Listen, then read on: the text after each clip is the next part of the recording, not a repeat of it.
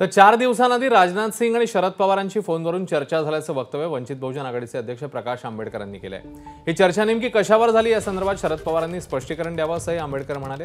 एनसीपीच्या 5 जागांसंदर्भात शरद पवार आणि राजनाथ सिंग यांचं काही बोलणं झालं का असाही सवाल आंबेडकरांनी यावेळी उपस्थित केलाय। 4 दिवसापूर्वी शरद पवार यांनी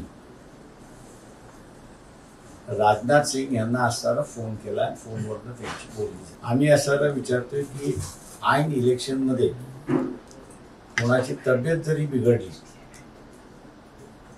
तरी आपण त्यांना असताना फोन करत नाही किंवा विचारतही नाही। याचं कारण की त्याला असताना वेगळा अर्थ धरला जातो अशी असणारी परिस्थिती आणि म्हणून हा फोन कशासाठी करण्यात आला याचा असणारा खुलासा शरद पवार यांनी करावा। एबीपी माझा, उघडा डोळे बघा नीट।